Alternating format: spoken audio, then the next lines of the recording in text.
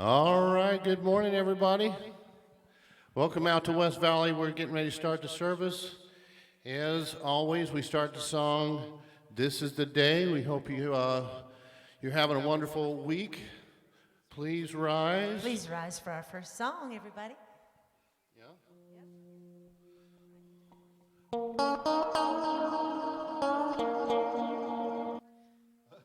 That sounded good. Sorry, a little much.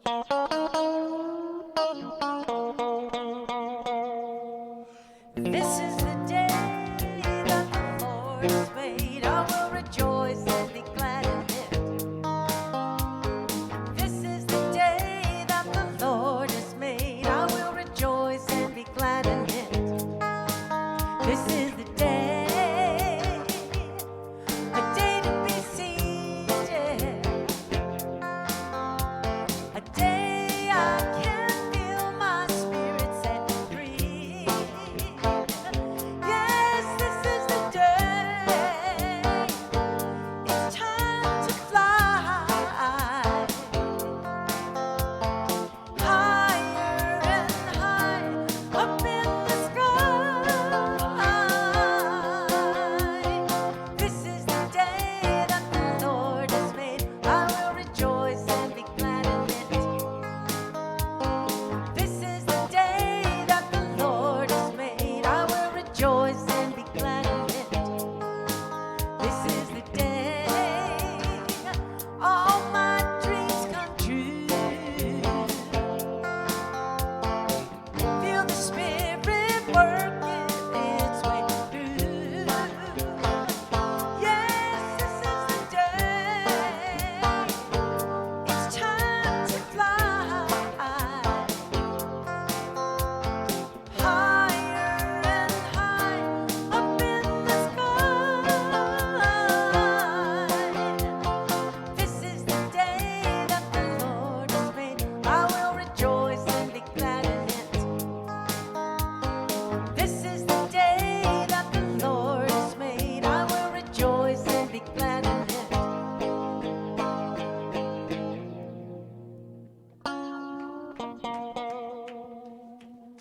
Good morning. Welcome to West Valley Center for Spiritual Living. Mary, you can sit down now. We're done dancing. She's all having a good time dancing and everything.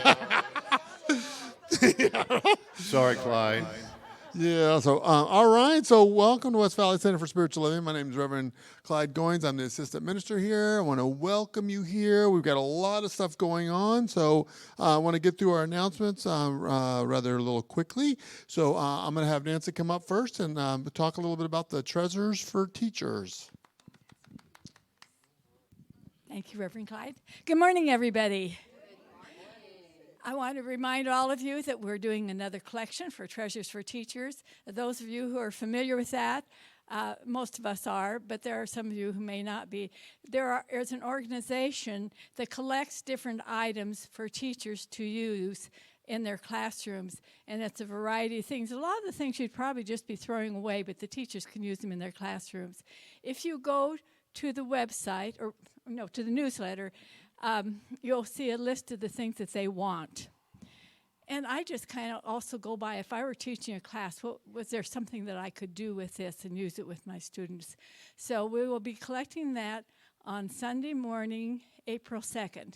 Bring your items to Papke Hall, and Reverend Clyde, again, will deliver them to Treasures for Teachers to the warehouse where the teachers can go and pick them all up for a nominal fee. So if you have any questions, talk to me after the service today. And I want to thank all of you for the great job you did last time. We had a tremendous amount of stuff we took over for them. All right, thank you. Yes, thank you so much. It is next Sunday. So, yeah, April's right around the corner. So I'll tell you how good of a job you did. It took 2 cars, my car and Mark's car, to get everything out there. So it was definitely a lot of stuff. And again, so those teachers pay for those school supplies a lot on their own. So anything that you can bring in is going to be helpful. So we have another announcement about the women's retreat. So Julie wants to come up and share some information about the women's retreat.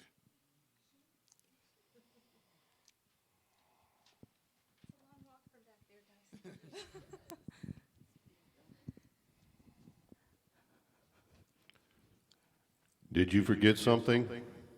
God? Over here. Of course. No. Of no, course. Sorry. It's Rod. Of course.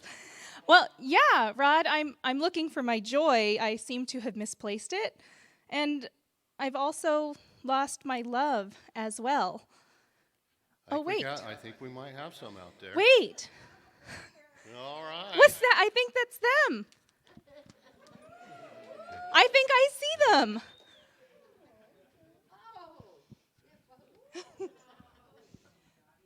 I knew it'd be you, Fred.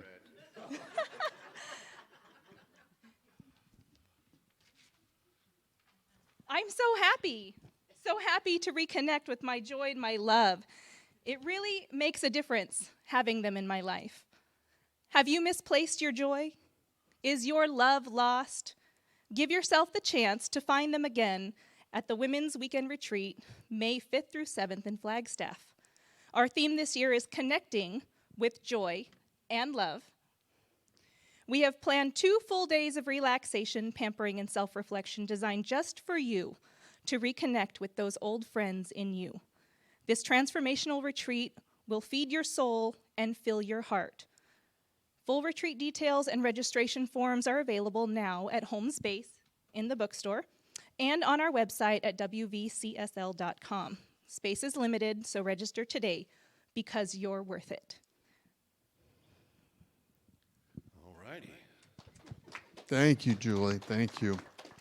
All right, and then the final announcement is we're also having a community retreat, which is next Saturday, and that space is unlimited.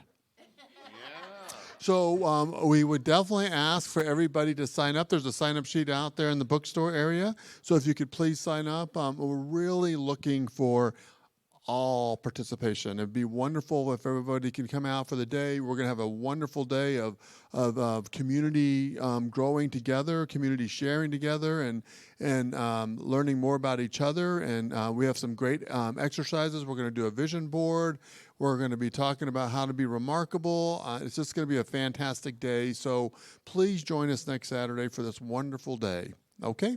Again, the sign-up sheet is out there. We're also going to be having lunch together, so you can bring something to share with somebody else or just bring your own lunch. And we're going to have a wonderful potluck together and have a wonderful day together. So we'll see you next Saturday as well.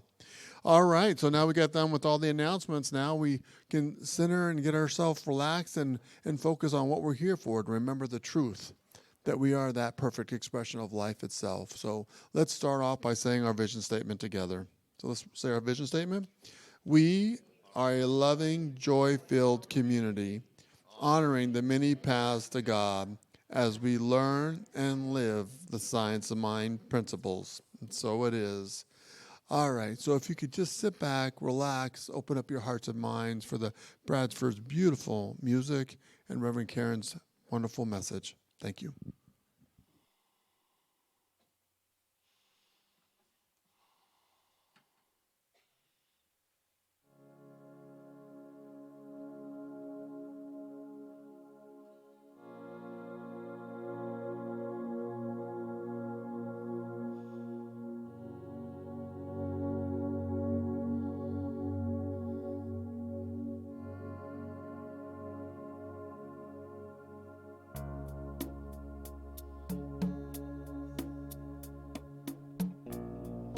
So just take a deep breath as we go within.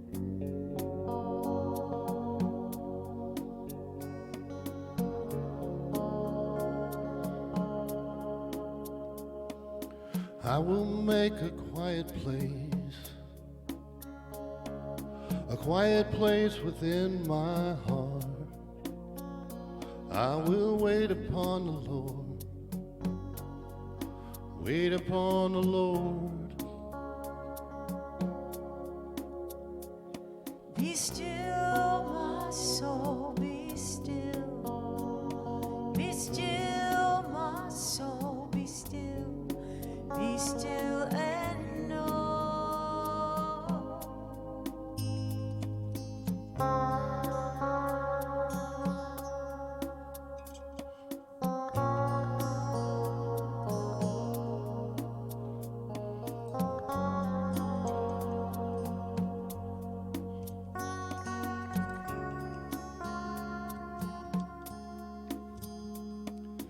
I will make a quiet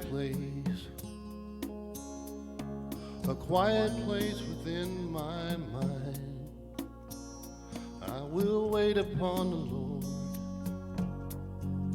wait upon the Lord.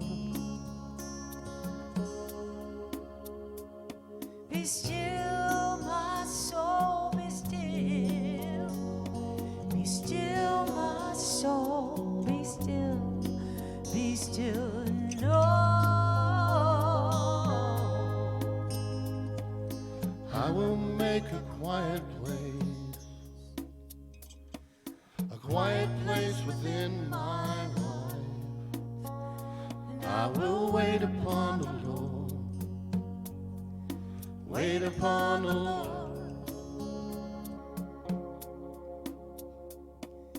I will make a quiet place.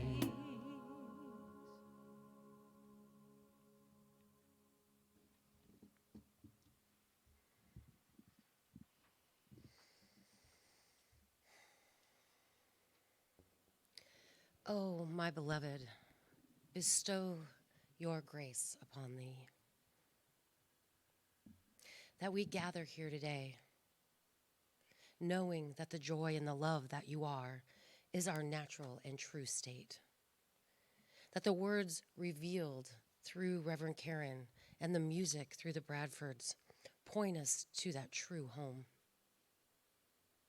that when we sit and give our abidance to you, to our heart, the world opens up as its reality, and we realize that it is all of our own creation, that in this moment, your love is ever pouring, ever present, unyielding, and completely satisfying, that we lay the world down just for these few moments with you.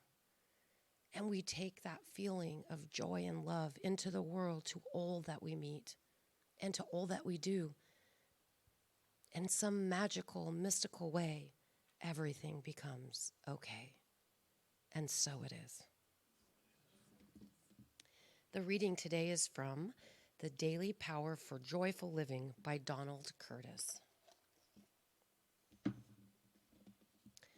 When we see this as a great, big, beautiful world, we become integrated and healed inside. We then benefit by a constant cleansing, vitalizing, creating action that can overcome any difficulty that may assail us. We get into difficulty only when we trust in the physical senses alone. When we judge by our outward appearance and believe that the world of matter is stronger than our true self. The world has been created by us. The earth was given us and the fullness thereof, but the world that we have made out of this earth is the accumulation of all generations of consciousness that mankind has brought to us. We just take these words in.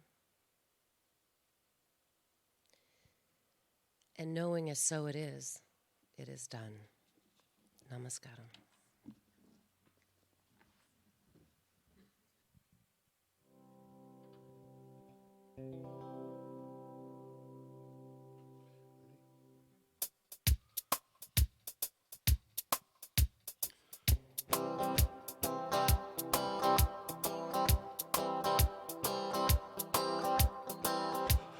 Here's a little song I wrote. You might want to sing it note for note, but don't worry. Be happy. Every life we have some trouble. When you worry, you make it double. Don't worry. Be happy.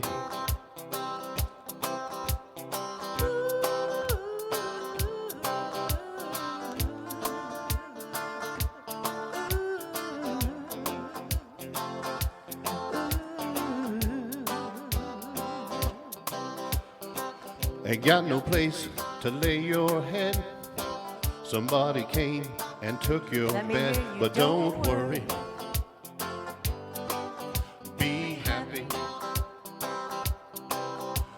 The landlord says your rent is late. You might have to litigate, but don't worry. Be happy. Don't worry, be happy.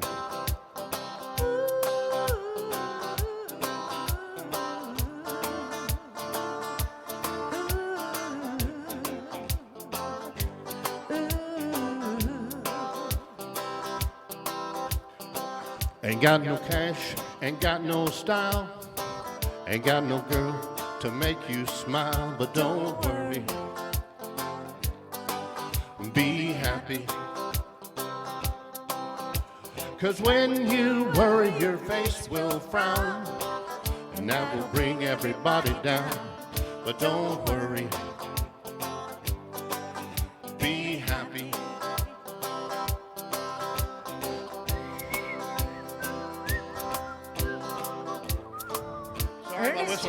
Ernest Holmes says, every day we are automatically blessed.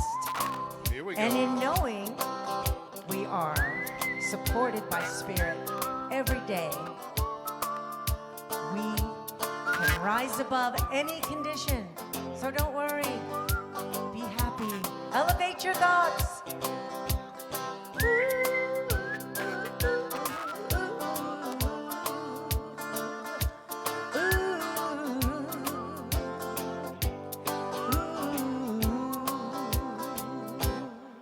Don't worry, be happy. That was I'm happy. fun, Bradfords. Oh my gosh, that was crazy fun. Thank you. You're welcome. They got more and more lit up the more we got into it. That was really fun. You guys, good job. Good audience participation. Good reading, good use of the little reprise in the middle there. Good morning and welcome to the West Valley Center for Spiritual Living. I'm Reverend Karen Rice, and I'm so happy to see you today. And we are indeed talking about don't worry, be happy, because you are living in a world where there is auto bless. Auto bless. That's the name of my message this morning. And I wanted to have a conversation about how we live in this automated age of so many things happening all the time. I mean, I keep hearing about all this pro and con about AI on the news, and then just yesterday or the day before, I saw a commercial on TV. How about you? Let me know if you've seen this. They are now competing with Uber and Lyft, are now these driverless cars that will come pick you up. You program it, and some car comes, and there's nobody driving it. It's completely automated to take you somewhere. I don't know about you, but I'd almost rather come home and find my bed was missing than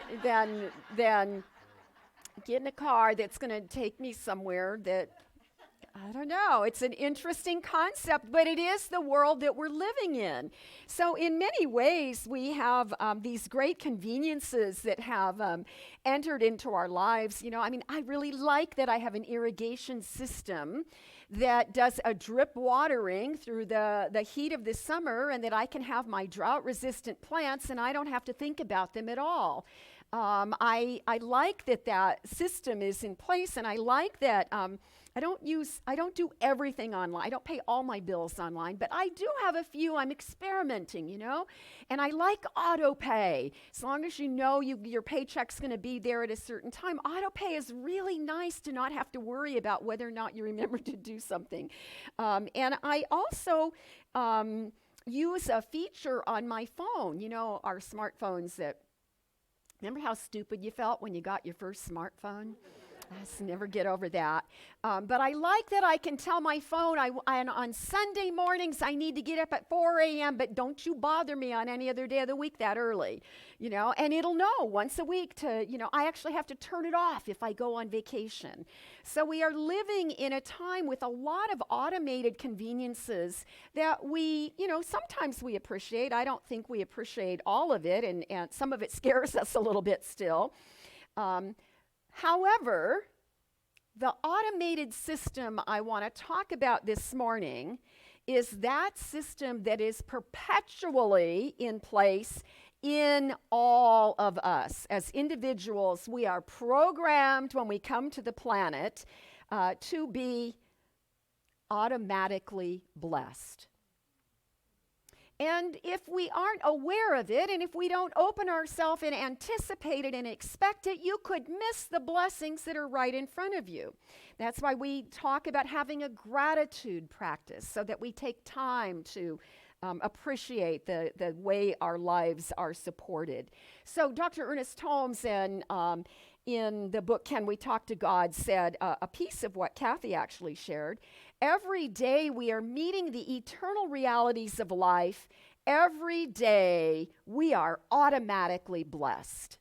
So we're going to focus on that today. And my goal is that by the time we leave this service this morning, that you will be open to looking for those blessings to show up in your life, because there's a constant flow of this divine intelligence that allows all of life to thrive, and we certainly are a big part of that. The more that we come to understand that God's grace is freely given, it's not something we have to earn, then we can step into comprehending what Dr. Holmes means when he talks about the eternal realities that always and forever flowing through all of life, and including our very own physical bodies, the life of our being. There are these channels of goodness, of grace, of intelligence, the mechanics of the physical body that keep our lungs breathing and our heart pumping and all the things that are vital for our existence.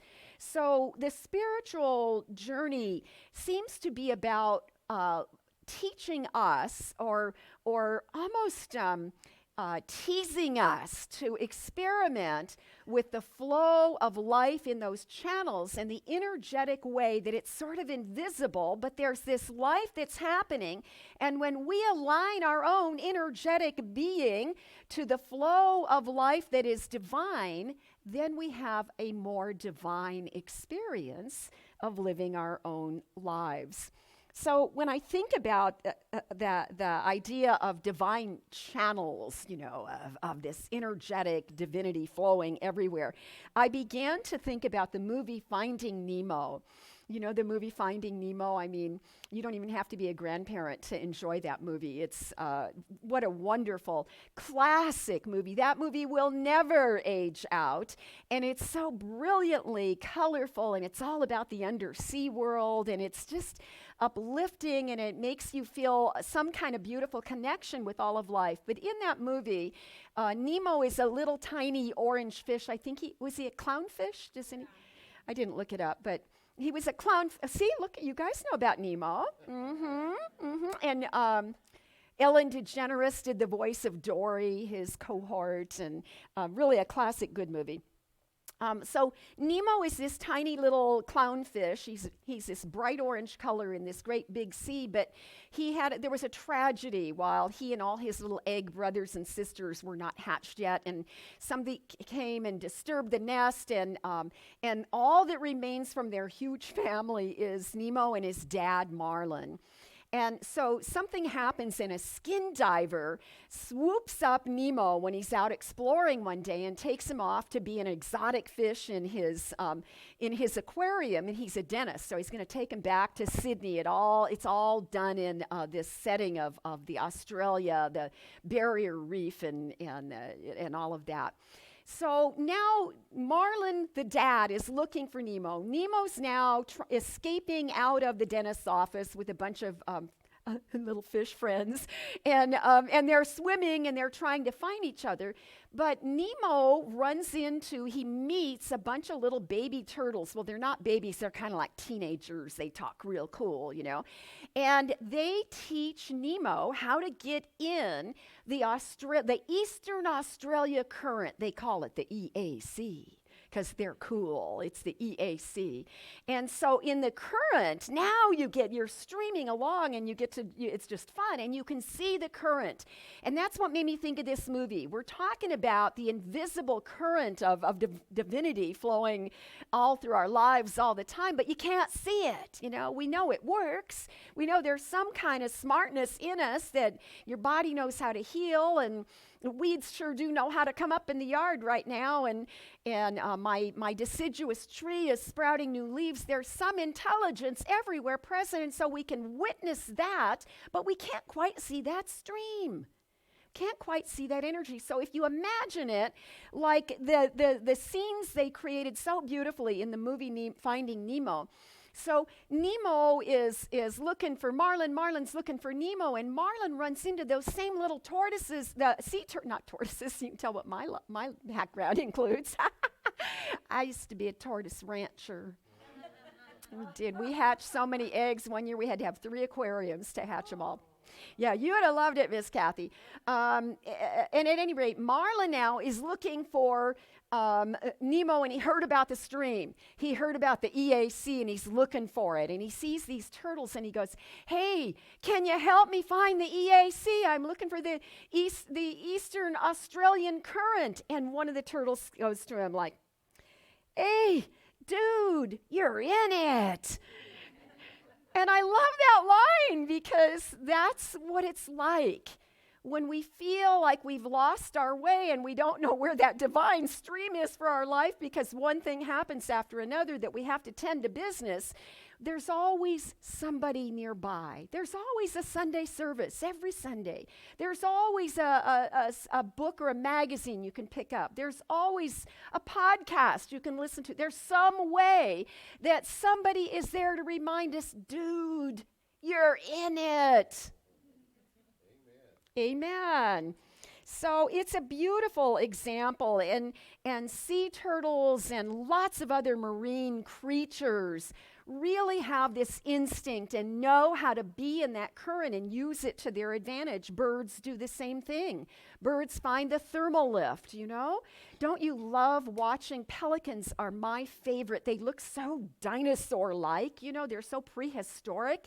And yet they can just swoop down barely above the water and hardly ever flap their wings. They ride the thermal. They find that current that's naturally there, and they have an instinct for it. And we as human beings have figured out how to tap into those currents that are in nature. Do you know that commercial fishing companies depend on being able to study the currents and where the fish are going to be, and they have equipment to help them do that. Shipping industries use the currents to help them conserve on fuel. They use the movement of the current. Pilots in the air use the thermals to, the last time I flew into Chicago, we arrived a half an hour early because what do they call it, a wind draft or something that was helping us, whatever the help, it got us there quicker. And so there are ways that we tap into those invisible currents and we use them. This intrigued me. We have, even in the United States, there are several countries now that are using these, but they're making tidal current turbines. Rod, now you and I you're going to really appreciate this along here with me. So the tidal current turbines are anchored to the ocean floor in places where when the tide comes in, there's strong movement, and then when the tide goes out, there's strong movement going in the other direction. And the turbines have rotors in them that are moved by the force of the current. Now, the tide just naturally goes in and out, and what we've done is we've been smart at looking for the places where there's the most power. And they are able to pull electricity from that movement, and they send it on a grid up to the shore. And you know how they do that? I'll bet that me and Rod, well, no, I'm looking Bill's here. Bill might be able to raise his hand too. Anybody else got a roll of cable in their garage? Bill, you got a roll of cable in your garage? He does. You got a roll of cable in your garage? Yay! So anybody else? Yes? Okay, well, we one-upped it by having Bill here. Thanks for bringing your honey. So they use cable. We know about cable. We know how cable works. They actually take the energy that's produced and then it goes up on shore to be used in the grid and dispersed as usable energy. Nature does this automatically. We use our God-given intelligence to figure out how to tap into it. And the spiritual blessings are no different. See, in a similar manner, there's an energetic current of life. It's that divine flow I've been talking about, and it powers all of life, and it sustains all of life all the time. We are always in it. It is always in our lives. We just aren't always aware of it. And it is when we give it our attention, when we expect to have an experience of God, to see the presence of God somehow in our lives, that's when we open ourselves to see it, experience, and then to be a part of that great movement.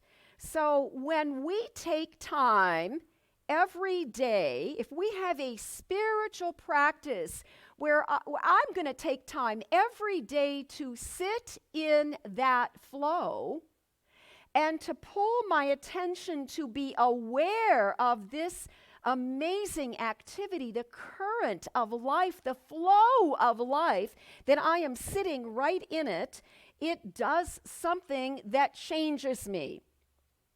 And then what I know is that for a while, every day, if I sit, every time I sit, then I know that for a while that day, I have generated within my own experience that divine awareness and that I am in the flow. And when we do that practice, we get better and better at it. It expands, it grows, it gets easier, and it gets easier to return there in those awkward times where we might be disturbed momentarily by life or something big might happen. So we study those patterns. Those are God-given divine spiritual patterns. We begin to identify and recognize them. We become much clearer about the miraculous nature of life. The sea turtles have a built-in radar to find that current. The birds have that instinct. They have a built-in radar to track that, to know where it is, to interact with it. And we have that too. We have it different than the birds and the sea creatures. But we have that instinct to get back into that current every bit as much as they do. So it works automatically. We are auto-blessed. Thank God we don't have to set the alarm, to know it. Amen. Right? It's. I know, alarms are awful, aren't they? So when you get lost, just like Marlon, you can stop and ask for help. We can talk to each other. We can call a friend. Or we can talk directly to God and hear Spirit itself, the voice of the Holy Spirit say to you, dude, you're in it. The physical world, thank you for that. The physical world is always replicating those divine patterns. We talk about the microcosm. We are the microcosm of how God works. And life, the universe, is the macrocosm, the big, huge, beautiful, infinite macrocosm of the whole story.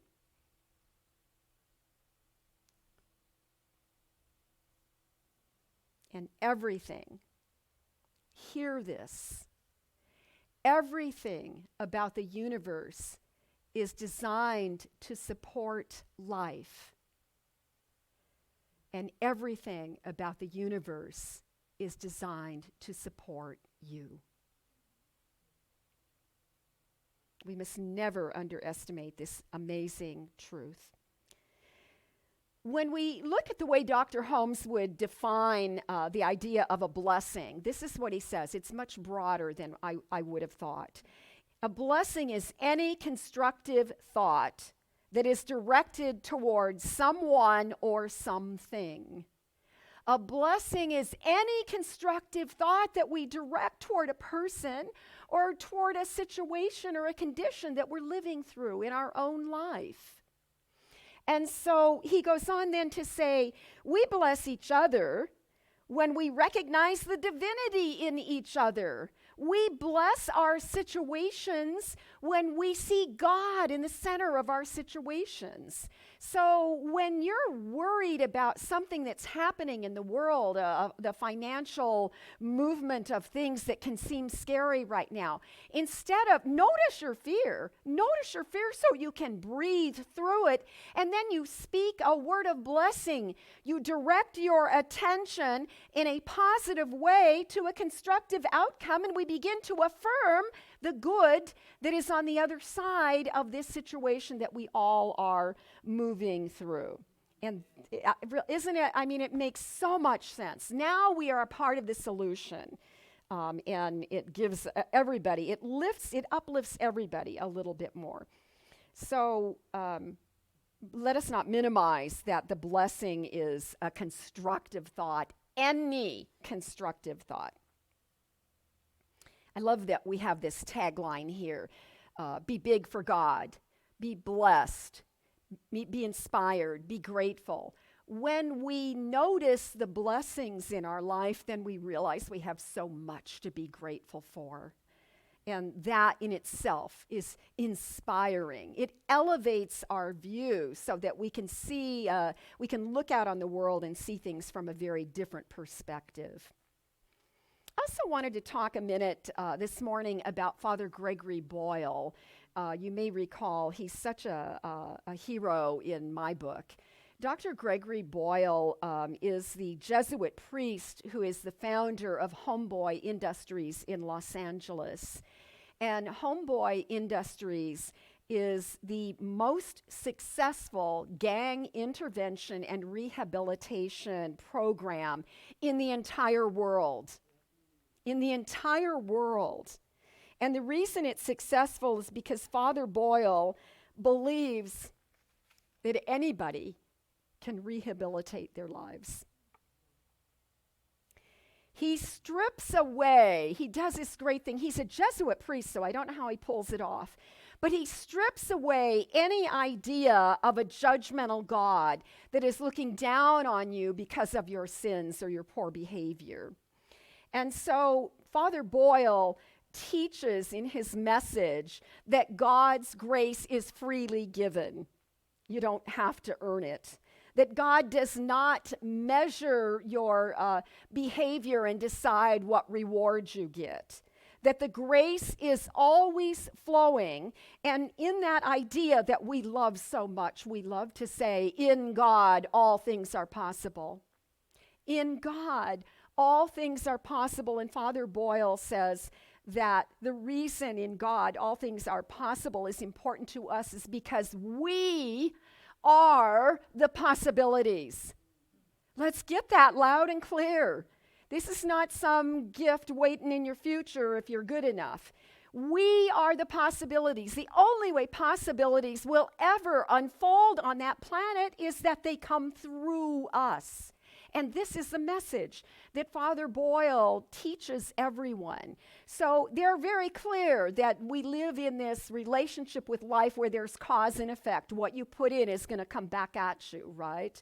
That you reap what you sow, that there are choices we make and there are consequences, there are repercussions, but there also are good things that happen when we make higher choices. And he teaches people this patiently and lovingly, and he accepts them the way they are, and he doesn't try and get them to change their clothes or remove their tattoos or any of that. He meets them exactly where they are, and he speaks his language, and he does the best work that has been successful anywhere in the world.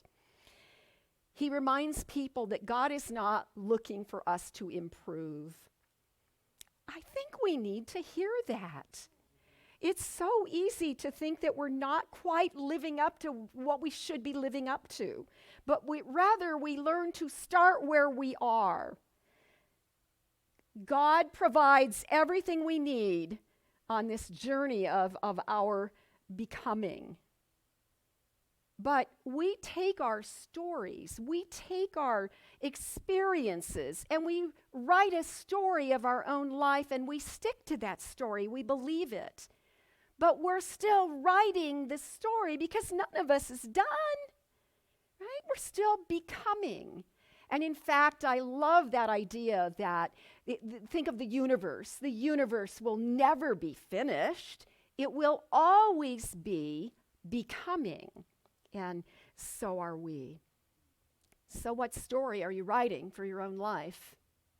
Are there some places in your life story where you could maybe clean it up a little bit? And you could begin to see that that thing that you thought was done to you, maybe that person was doing the best they could at the time. And maybe if we could see that people are doing the best they can, we could see that there is love on this planet. We just sometimes don't think we can see it because people don't show up the way we think they should show up. You know, every disappointment is that we had a preconceived idea about how a situation or a relationship should turn out. That's where all of our problems come from. So Father Boyle teaches people that the infinite mercy of God is the way that God's grace is freely given. I like hearing it packaged just like that. So here's a really potent example that really impacted me when I heard it. I just heard this yesterday, and it so fits with what I'm trying to communicate this morning.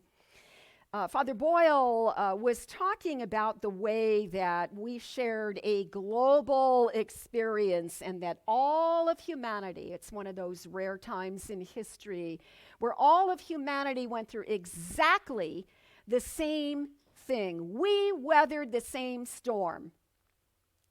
However, we did not all have the same experience, did we? And here's what he says why. He had a beautiful explanation as to why we did not share the same experience. He said we used different vessels to carry us through. Some of us got right on board a big ocean liner, and lockdown became like a vacation. Others of us found a motorboat with a strong motor. And we went through the storm in our motorboat. But even more of us chose the rowboat. And we went out in the choppy seas. And we not only had to push the oars, we not only couldn't find the current, but we had to bail the water out of the boat because of the storm. And then he said others just found a raft and they were happy to be afloat. And then there were those who were tossed about in the sea until they grabbed on to a piece of driftwood that would keep them afloat. And they clung to that until the storm passed. And the storm passed because that's what happens. Life always goes on. There's this process that guarantees there's something insistent about life, that it will continue. It is the nature of life. Now, Holmes used a similar example, but in a practical way where we can look at the use of spiritual tools. Holmes said this. Some of you have heard this before. It's a good passage in the textbook.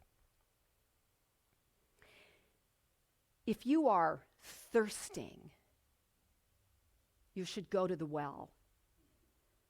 You know when it's time to go to the well. Now, hear this both figuratively as well as literally. When you are thirsting, you go to the well. And you take your dipper to the well with you. But if you take a pint-sized dipper, you will only be able to scoop up a pint of water. If you want more water, he says, bring a bigger dipper. Go get a bucket. You know, you get to choose that. And if there's not a bigger dipper, and if there's not a bucket around, then you can build up the sides of that dipper and make it a bigger container. And that's what our spiritual practice is. That's what it does to us, to sit in the silence in the morning, to practice meditation, to say prayers on a regular basis, to be communing with Spirit, to practice the presence and seeing God, the witness consciousness, to have a practice where you're taking care of your physical body, understanding that there's a body-mind connection.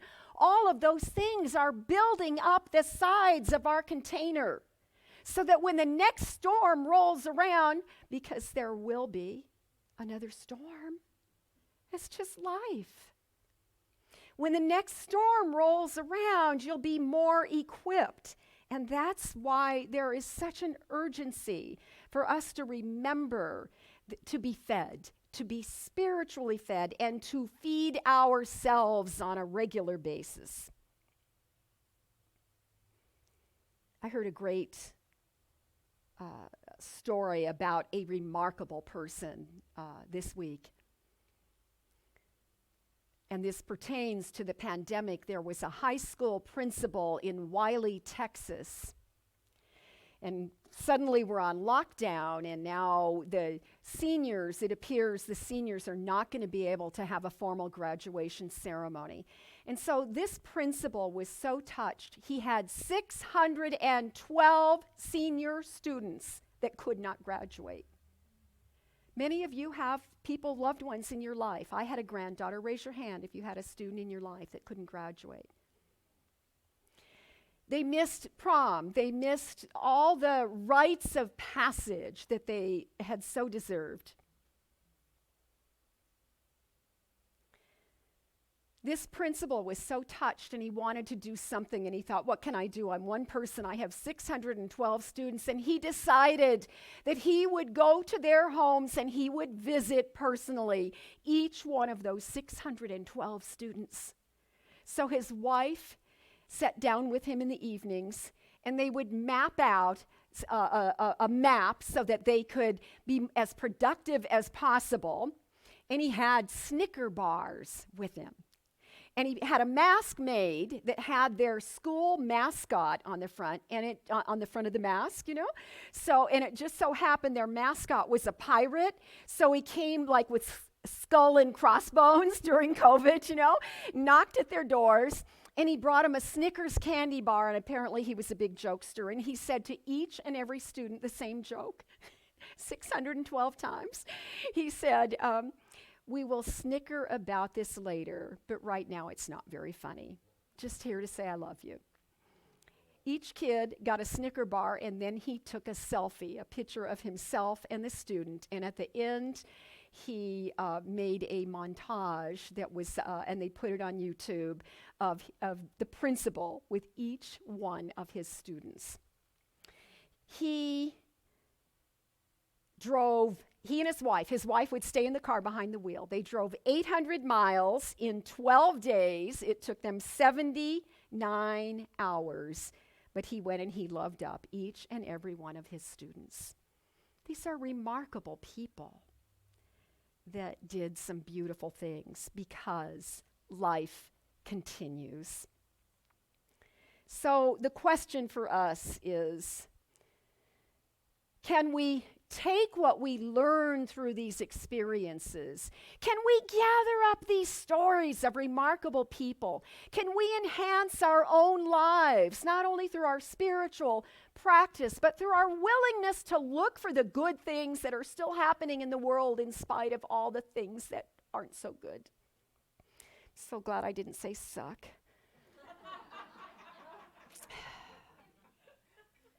Can we take what we've learned, and then can we build on it? Can we keep building up the edges so that we become a larger and larger vessel to receive that good? Can we expand our ability to perceive, but can we stretch our ability to receive God's blessings? Yes, we can. Yes, we can absolutely do that. I say yes. There will be storms, but there is a current. And we may lose sight of it for a while. We might not feel it. We might think it's missing, but it is not. And there is always someone nearby to say, dude, you're in it. I couldn't quit thinking about this favorite psalm that says, "You will show me the path of life, for in your presence is the fullness of joy." You will show me the path of life, for in your presence is the fullness of joy. So your takeaway today, and what I invite you to really invest some energy in this week, do it today.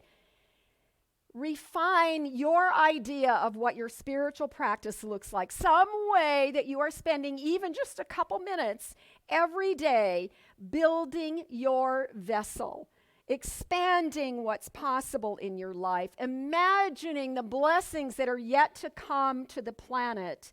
Because Dr. Holmes wrote, if you want to bless anything, then simply think correctly about it. Know the success of it. So whether it's someone you care about or something you desire to clean up in your future, whether it's your home or your life, no matter what it is, think about it correctly, right? Have that constructive thinking, because that's what the blessing is. Know the success of it, because when we do, then we become a beneficial presence on this planet. Then we are participating in creating this new world that is emerging in all sorts of new ways. We are a part of creating this to be a better planet right now. And that's what I wanted to say today.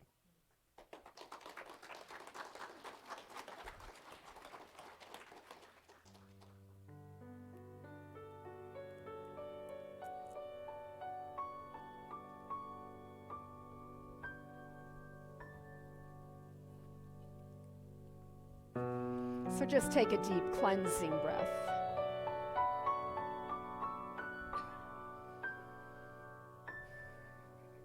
Feel your feet on the floor. Just breathe in the essence of the beauty that is right here in this room.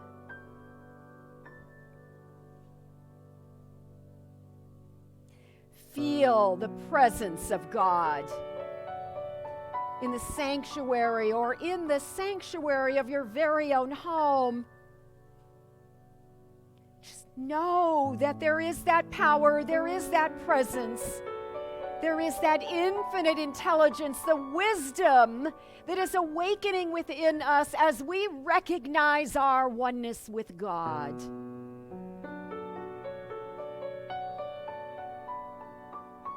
I feel the love of God within me. And I know that it is that activity of life, that there is a divine flow, a current that is purely divine. It is the presence of God. It is the flow of wisdom. It is the way that everything in the universe finds its own perfect balance. We look out into nature and we see the perfect order in a beehive. We see the way that a team of ants know how to work together. We see the new leaves and the flowers that are budding on the trees and the bushes. We smell the citrus blooms, knowing that there is a pollination happening that is producing the next harvest. And that for every piece of fruit that we pick, each piece of fruit comes equipped with seeds for future growth. And so in this example of the ongoingness of life, We can rest comfortably knowing that this universe is fully sustained by the love of God.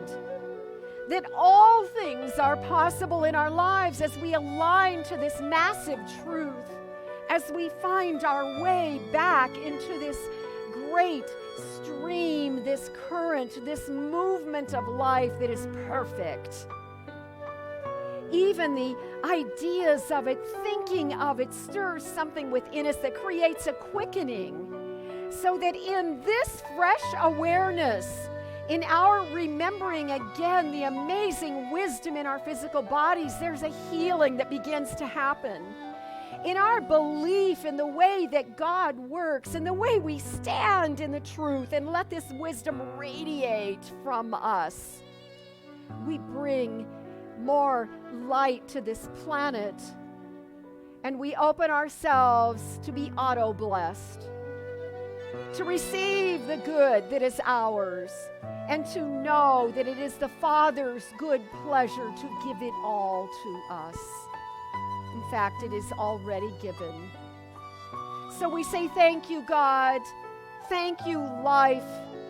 How absolutely wonderful it is to remember again that these blessings abound, that life is good, and that everything we need is always provided for. We are guided, we are directed, and we are wise in our choices, for we know it is who walks with us. And in that spirit of deep, deep thankfulness, I release the words of this prayer into that divine law that always says, yes, my child, yes. We let it be, and together we say, and so it is. Amen.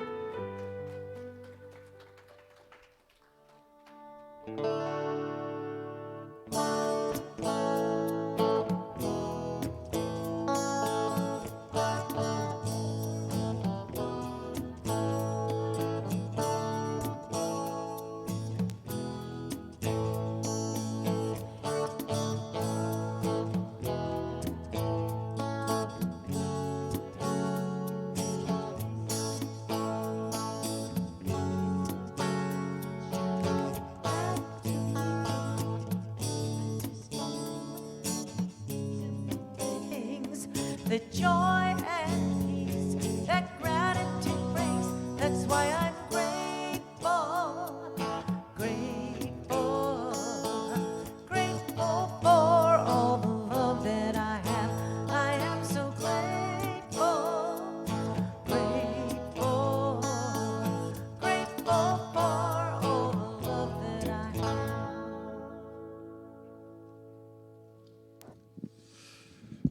All right. Thank you, Bradfords. And this is the time to be grateful. I have a really special, wonderful announcement, as Karen says, to count all of our blessings. And so we were blessed with a new carpet person. So we talked to them this week. We have locked in a contract person to do the carpeting for us.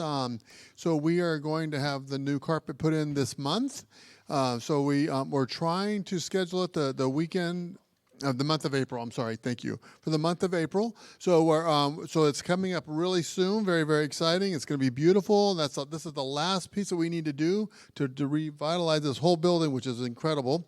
And thank you for everybody for all of your support and your love and your patience. It's one of those, you have to wait for the right time, and this is the right time now. So anyways, more to come on that, but I just want to make that announcement. So we are celebrating the abundance of our community and the abundance of our lives. So let's say our giving affirmation together.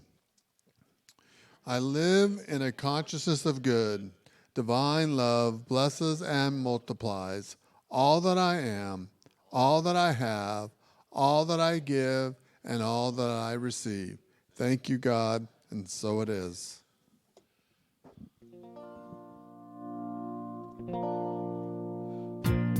Please rise for our last song.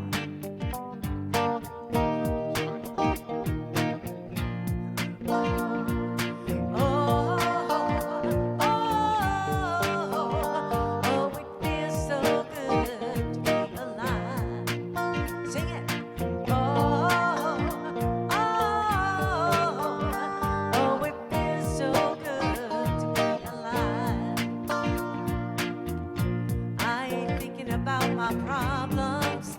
I'm living now. I'm living now. And I ain't gonna worry about the future. I'm living now. I'm living now. So put your hands up if you feel like having a good time. Put your hands up if you're sharing love with all. Raise your cup if you're hopeful for tomorrow.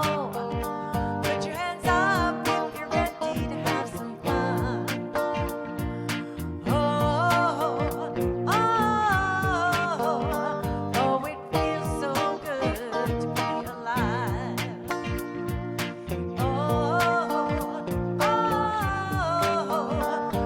It feels so good to be alive. Feels good, don't it? Feels good, don't it? Only got one life, live in the moment. Feels good, don't it? Feels good, don't it? Only got one life, live in the moment. Feels good, don't it? Feels good, don't it? Only got one life, live in the moment. Feels good, don't it? Feels good, don't it? Only got one life, live. It feels so good to be alive.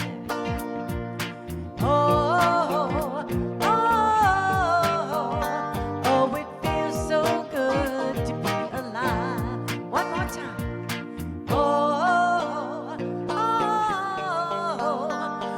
It feels so good to be alive.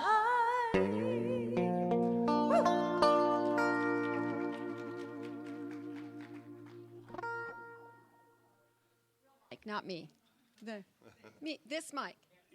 Hey, okay, am I on? Okay, I'm getting a thumbs up back there. Hey, the retreat is going to be fabulous. It's a one-day opportunity for all of you to get to know each other. Huge changes have happened in the past couple of years in terms of community, and we are creating a new soul of who we are. So this is a wonderful opportunity, 9 to 4 this coming Saturday, $20, and he talked, bring a sack lunch or a dish to share, whatever is easiest for you. And we have some really fun activities to happen. So I meant to tie it into my message, and I neglected to do that. So there you heard it from me now, Reverend Clyde. I'm glad she butted in there to make that last announcement because I was so into the song I forgot to put my glasses on and get ready for the closing affirmation. So let's say the closing affirmation together. I recognize my daily blessings. And I am reminded that I am loved and supported. And so it is.